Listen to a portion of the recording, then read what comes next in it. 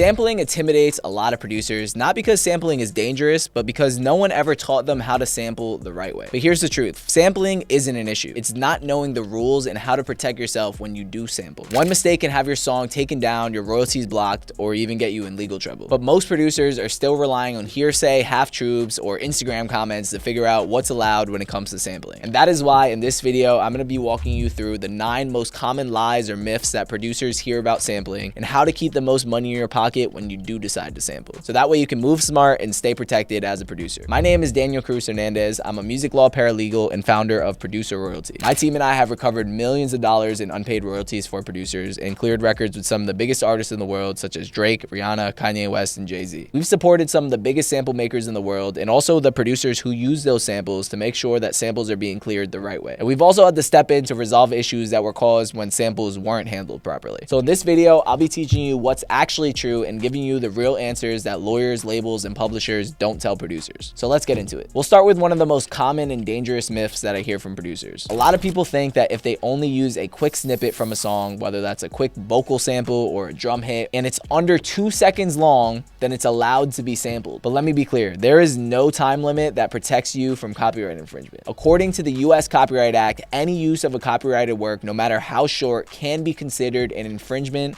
if it didn't get permission. There was a famous case called Bridgeport Music Inc. versus Dimension Films, where a producer sampled a 2-second guitar chord from a George Clinton song and looped it in their track. And in that case, they didn't even use a full chord. And when they did use it, they pitched it down and they filtered it. But the court still said that any amount of copying of a master recording, even if it's 2 seconds, can be considered an infringement, unless you get permission, of course. And building off of that, here's the second myth that I hear producers say. If the sample is unrecognizable from the original, then it can be used without any issues. But just because the sample is chopped or filtered or stretched or layered beyond recognition does not mean it doesn't need to be cleared. Copyright law does not care if the listener can recognize it. What matters is whether the sample came from a copyrighted master recording. I'm not going to go into full detail about the difference between a master recording and the underlying composition copyright in this video, but if you want to learn more, which I definitely recommend understanding as thoroughly as possible, check out this video right here where I go into full detail explaining the difference. But just know that there is no loophole for an unrecognizable sample. Now here's the third myth. If you replay a sample, then you don't need to clear it. Let's say that you hear a melody that you like, and instead of using the actual recording of that sample, you just replay it with your keyboard or your MIDI and you create a new recording that you want to use. It's actually partially true that you don't need to clear this replayed sample, and that's because you didn't use the master recording. So you don't need to clear the sample with the master recording owners, but you do need to clear it with the owners of the original composition owners or the publishing owners of that song. And that's because when someone creates a sufficiently unique and original melody, it is now their intellectual property. And replaying a sound is what's known as an interpolation. And just like samples, interpolations require permission to be cleared. There are whole businesses built around interpolations. Labels might hire musicians to replay samples just to avoid clearing the master side of that sample, but they still have to get that interpolation cleared with the publishers who own the composition. But that does typically allow the label to save about half the cost when it comes to clearing the song, since they only have to clear one side of that song. A perfect example of what happens when you interpolate is with Juice WRLD's Lucid Dreams. The melody used in that record is an interpolation of Sting's song Shape of My Heart. Lucid Dreams did not use the master recording of Shape of My Heart. The producer replayed that sample, but they still used Sting's composition and it wasn't cleared before the master was released. And after the song blew up, Sting's team came in and reportedly claimed 85 to 90% of the song's publishing. If Juice WRLD's team had cleared the interpolation ahead of time, the split could have been negotiated much more favorably. But since it wasn't cleared, Sting had all the leverage because he knew that Juice WRLD wasn't going to pull that song down. So again, even if you replay the melody, the composition still belongs to someone and it still needs to be cleared. Now here's another myth. If a loop or a sound comes from a royalty-free pack, it means you're fully clear to do whatever you want with that loop, and you don't have to pay the original owners of that loop any upfront fees or royalties on the back end. Whether this is true or not all depends on the terms of the license that came with that pack. Some packs are truly royalty-free, meaning that you could use the sounds in any placements or commercial releases and keep 100% of the rights to the new master that you create. But other packs might come with terms that most people never bother to read, and some of these might limit what you can do, like preventing you from using it with a major label release or sync placements or PRO registrations or anything like that, even though that the pack is called royalty-free. In fact, some royalty-free sample sites aren't actually royalty-free at all, especially from the platform Looperman. Our team has worked with some of the biggest loop makers on Looperman, so we're very familiar with the terminology on there. If you go on Looperman's website, you'll see under the licensing terms that it says that Looperman demand does not guarantee that any of the loops on their sites are actually royalty free, and you must contact the original sample makers to confirm whether they are. So whenever one of our Looperman loop makers gets a major label placement, we contact the producers or the labels that use that loop to clear it as if it was a normal sample. So the takeaway here is this: if you use a royalty free loop or a sample pack, take a second to actually read the terms of the contract that came with the loop. And building off of this, a lot of producers think that labels are always going to be okay with including a royalty free loop in your beat. A lot of labels are completely fine with using royalty free loops, and they never even ask about it. But a lot of them are not okay with it. Even if the loop is truly royalty free and it's very clear that the original creator has no rights in any new work created with that loop, a lot of labels still do not want to include royalty free loops in the songs that they release. Why? It's because that royalty free loop may be on a bunch of songs already. And not only does that make the song potentially less appealing to the label, but the fact that it's everywhere might cause issues when it comes to Content ID. Content ID is a system that YouTube uses to flag unauthorized uses of copyrighted material. And what happens is a no-name artist might release a record that used the loop, upload it on YouTube using Content ID, and then have the ability to demonetize all the future uses of that loop, even if they don't have the rights to do that, which most of the fine print will say that they're not allowed to do that. Most royalty-free loops that we've seen have terms and conditions that say that they can't be uploaded with Content ID on any songs that use them, but artists often don't even realize that or just don't care. So when the label is reaching out to clear the beat, they might specifically ask, are there any royalty-free loops included in this beat? And if there are, there's a chance that they might ask you to swap out that royalty-free loop or replay the sample. If you want to learn more about the sample clearance process and see some real emails from labels, how we negotiate samples, as well as the other terms of the agreement, plus have access to a step-by-step guide on how to manage the business side of your placements, check out our course, the Placement Playbook, which you can find a link to in the description below. It is the most comprehensive course and overview of the placement process anywhere on the internet, guaranteed. Now, the next myth comes up all the time, especially with producers who are working with underground or early stage artists. A lot of producers think if a song isn't making money, like if it's a free mixtape or it's dropped on SoundCloud, they don't need to worry about a sample clearance. But here's the truth: copyright law does not care how much money you're making. Whether you're making $0 or $1 million, using somebody else's master recording or copyright without permission is considered an infringement under US copyright law. There is no non-commercial exception in the statute that protects you just because the song is free to stream. Now, to be fair, yes, if the song is free, that might reduce the amount of damages that somebody could sue you for, but it wouldn't stop them from suing you or taking action in the first place. So even if the artist says, don't worry about it, it's a free mixtape, that doesn't mean you should just ignore the sample clearance. We suggest being as upfront as possible from the beginning and agreeing to how that sample should be cleared. So now let's talk about who actually has to clear the sample. The next myth or thing that artists might want you to believe is that the producer is in charge of clearing the sample. But the truth is, there is no rule about who has to clear the sample. What matters is that someone clears it, and that needs to be agreed upon before the record actually drops. In most cases we've handled, this is how the process goes. The producer lets the artist know that there's a sample in the beat, then the artist, or more specifically the artist's lawyer or label, will take lead in getting that sample cleared. And then the producer agrees to reduce their share proportionately depending on what the sample holders ask for. But we've seen situations where the artist team did not approach it like this at all, and the producer would have been screwed if they weren't working with us. One time we reached out to an artist lawyer about clearing a beat, and he said, we cannot clear this beat because it includes a sample, and the producer needs to clear the sample first to include it in their beat, and then we have to clear that sample again for the actual new song. And this was 3 years after the record came out, and the artist already made hundreds of thousands of dollars from that song. And now they're saying they can't pay the producer somehow. Well, it turns out that that artist lawyer wasn't even a music specializing lawyer. He was mostly focused on handling criminal related cases. So he had no idea what the industry standard really is and what the process should look like. So when we stepped in and we explained that the artist has been monetizing this song without clearing it for all this time, and we're requesting standard producer terms, and if they do want to clear the sample, then we'll agree to reduce our share accordingly. And sure enough, at that point, they realized we knew what we were doing, and they cleared the beat with the producer as we normally would, and they decided not to clear the sample actually. But that was fine with us because the producer has been getting his share of what he's owed this entire time, and it means that the risk is now split in between the artist and the label. So what's the takeaway here? Again, if there's a sample in your beat, disclose it up front. Make it as clear as possible that you're happy to reduce your share if you need to, but you're relying on the artist to take lead on clearing the sample. So now let's move on to the next myth, and this is one of the biggest myths that labels and artists try to push on producers. They'll say, well, it's your sample, you're the one who used it, so it's only fair that the clearance should come out of your share entirely, and it will not affect the artist share. There is nothing in the law or in standard industry practice that says that the producer has to bear 100% of the sample's cost. What actually happens depends on how early the sample is disclosed when it comes to negotiating. If you tell the artist up front that there's a sample, you can structure the deal so that everyone, the artist, the producer, and whatever writers are on the song, all share the cost of that sample proportionately. But if you don't say anything and they find out later on, it's probably coming out of your share entirely. And that's exactly why most major label producer agreements include some language that says that the producer will be responsible for any undisclosed samples included by the producer. And that undisclosed part is key, because once you flag it and it's baked into the negotiation, you have the leverage to say, I'm happy to reduce my share, but everyone else who benefits from this record should also reduce theirs as well. We've handled clearances where we negotiated full split reductions across all the writers, not just the producer, because the artist knowingly recorded to a sampled beat. But if you try to hide the sample or you wait until the last second, then don't be surprised if the label says, cool, you deal with it now, and we're reducing your publishing and your royalty as a result. And they might even charge any fees that they have to pay to the sample owner to your royalty account that will have to be recouped before you get any more master royalties. So this is just another example of why it's important to be as transparent as possible when it comes to what samples are being included in your work. And here's the last myth we're going to talk about, which is if you use a sample in your work, you're most likely going to get sued. Here's the truth. Getting sued in the music industry is extremely rare, especially for upcoming artists and producers. And why? Because lawsuits are very expensive. Most songs simply are not big enough or generating enough money to justify spending all these legal fees on a lawsuit. What will more likely happen is that the sample owner or their lawyer will reach out to try to clear the sample when they find out about it and ask for some type of backdated payments. And if the situation doesn't get resolved in a certain amount of time, they might send a demand letter or a cease and desist. And if the artist or maybe the producer doesn't comply, they might escalate by threatening to pull the song down from DSPs or block monetization on YouTube using Content ID, or maybe claim the royalties through Content ID on YouTube. And in some cases, they might actually file a lawsuit if the song's gaining enough traction. And that might happen only if the song has hundreds of millions of streams and it's generating some radio play and things like that. So sampling can be an incredible creative tool as long as you know how to handle the business side that comes with sampling. Don't rely on myths or hearsay or Instagram comments. Learn the real rules that go into sampling so that way you can protect yourself from the start. If you want to go deeper, check out the Placement Playbook. It's a step-by-step guide to sample clearances, producer contracts, and collecting all your royalties that your placement will generate. The link to that is in the description below. And if you like this video, please hit subscribe and share it with a friend. I'll see you in the next one.